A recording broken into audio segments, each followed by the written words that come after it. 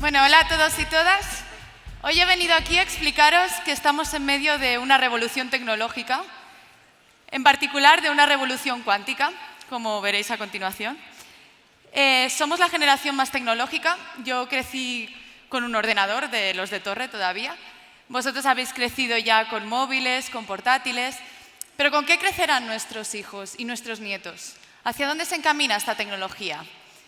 Lo que está claro es que esta tecnología se encamina hacia lo más pequeño, a hacer dispositivos cada vez más y más pequeños.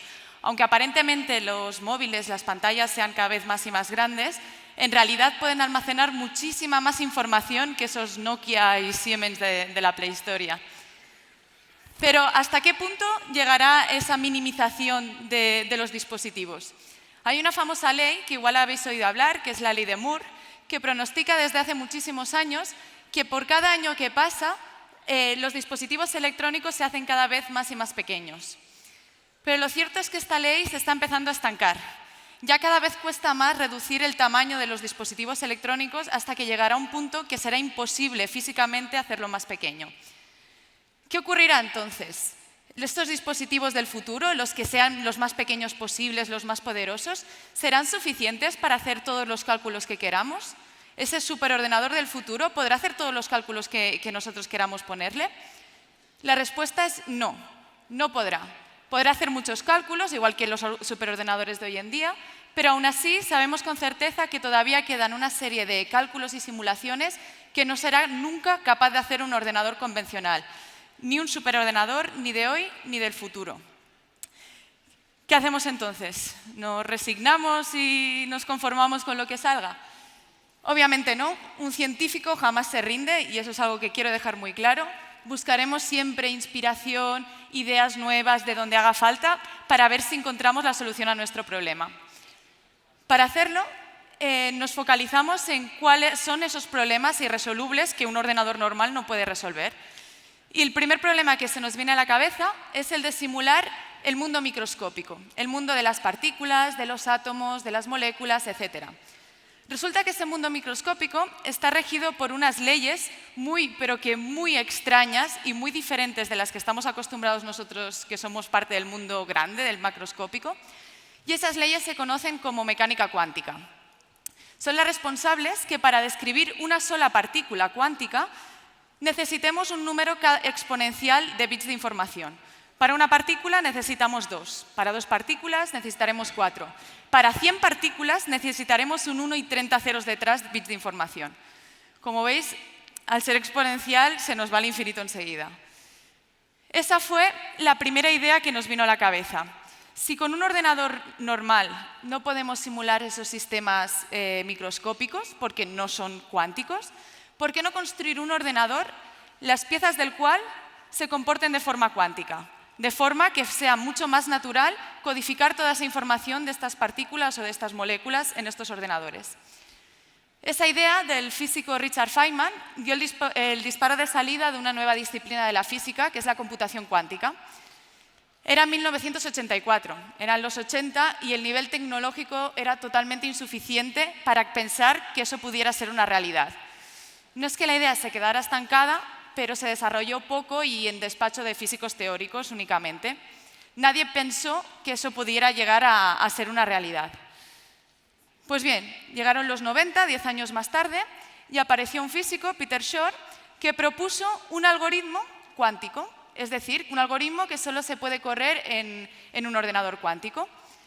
Ese algoritmo hizo repuntar totalmente el campo de la computación, como veréis ahora. Resulta que Shor encontró un algoritmo para factorizar números de forma eficiente. Y os preguntaréis, ¿qué es factorizar y eso para qué sirve, ¿no? Bueno, factorizar es encontrar qué dos números multiplicados dan un número más grande. Por ejemplo, factorizar el 15 es encontrar que 5 por 3 dan 15. Y si recordáis un poco las matemáticas de la ESO, lo habéis tenido que hacer más de una vez para encontrar el mínimo común múltiplo, por ejemplo, ¿no? Y os preguntaréis, ¿y factorizar de forma eficiente para qué sirve? ¿Es que Peter Shor quería calcular mínimo común múltiplo de números enormes? Pues precisamente no. Podría ser interesante, no para mí por lo menos. Pero el caso es que la factorización es la clave de cómo se encriptan los mensajes de hoy en día. Debido a que multiplicar es fácil, pero factorizar es difícil, toda la criptografía de hoy en día es segura. De modo que los mensajes, vuestras contraseñas, transacciones bancarias, secretos de estado, todo se encripta de esta manera y es seguro. Y a no ser que tengamos la clave, no podemos leer el mensaje. Con un ordenador cuántico eso se termina. No existirán los secretos. Un ordenador cuántico se carga la criptografía de hoy en día. De modo que ya podemos espabilar en buscar alternativas. Como comprenderéis, muchas empresas y gobiernos se empezaron a preocupar por este tema una vez salió este algoritmo, aunque todavía era teórico. Como os digo, nuestro nivel tecnológico todavía no era suficiente y tuvimos que esperar por lo menos 10 años más para que esto pudiera ser una realidad. Ahora ya, hoy en día, empezamos a tener prototipos de ordenadores cuánticos, los desarrollados por empresas como IBM, como Google, como Microsoft, como pequeñas empresas y startups que están levantando millones y millones de euros y de dólares en construir estos dispositivos. También los gobiernos. Europa está invirtiendo 1.000 millones de euros en tecnologías cuánticas, China también, Estados Unidos muchos más. Así que, como veis, estamos en medio de una revolución tecnológica y esta revolución es cuántica. Pero no es la primera vez que nos la encontramos. Ya en los años 50 ya pasamos por una primera revolución cuántica, cuando se empezaron a descubrir todas las aplicaciones que nos ofrece la mecánica cuántica, como por ejemplo el láser, el transistor, que tenéis miles de ellos en vuestros móviles, la resonancia magnética, los tratamientos de radioterapia, el GPS. Todos estos inventos son posibles gracias a la mecánica cuántica y muchos quizá ni siquiera lo sabíais. Como veis, la cuántica nos rodea a todos nosotros. Antes de terminar, quería enseñaros hasta qué punto la tecnología ha avanzado hoy en día. Esto de aquí es un refrigerador de dilución, lo que viene a ser lo mismo una nevera que enfría mucho, muchísimo. La temperatura más baja a la que se puede llegar, el cero absoluto, es menos 273 grados centígrados. Pues bien, esta máquina enfría menos 272,999 grados centígrados, milésimas por encima del cero absoluto. Y para que os hagáis una idea, el espacio, el universo, está a una temperatura media de 3 grados por encima del cero absoluto. De forma que el punto más frío del universo está en la Tierra y está en nuestros laboratorios y lo hemos hecho nosotros. Esta imagen es, si cabe, aún más impresionante. Es una trampa iónica que ha atrapado en su interior un ión. Sí, señoras y señores, esto de aquí es un átomo y esta imagen se ha tomado con una cámara. Buena, pero no es un microscopio, es una cámara. Podemos manipular los átomos, cogerlos, ponerlos donde queramos y manipularlos a nuestro antojo. Ese es el nivel tecnológico al que hemos llegado nosotros, que desde mi punto de vista es totalmente espectacular. Antes de terminar, ya por último, quería explicaros un poco uy, se ha colgado. Ahora, ¿cómo es la evolución del conocimiento? Yo, que soy investigadora y que por tanto estoy en la universidad, no estoy en ninguna empresa. Si nos imaginamos el conocimiento humano como este círculo, ese sería el total. Nosotros, cuando vamos a la escuela, adquirimos una parte de este conocimiento, que sería este círculo azul. Luego vamos al instituto, aprendemos más cosas y ampliamos nuestro círculo de conocimiento. Luego escogemos el bachillerato y, aunque lo ampliamos, ya se empieza a desviar hacia una u otra dirección porque nos empezamos a especializar. Vamos, en mi caso, a la universidad, escogemos una carrera y nos especializamos ya mucho más en una dirección concreta.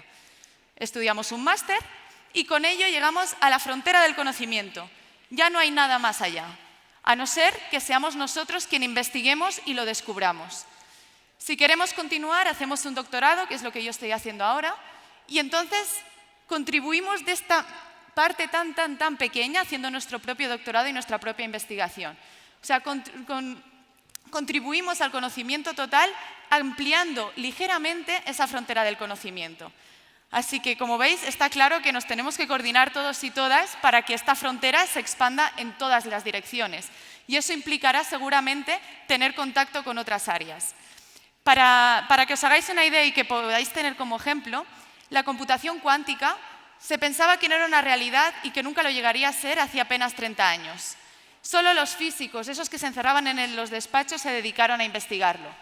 Ahora han pasado los años y resulta que es una tecnología puntera que tiene aplicaciones en química cuántica, en medicina, en farmacología, en inteligencia artificial, en finanzas, en comunicación, en sensores, etcétera, etcétera, etcétera. Y la estamos desarrollando justo ahora. Ahora es el momento para sumarse a la carrera cuántica. Eso es todo. Muchas gracias.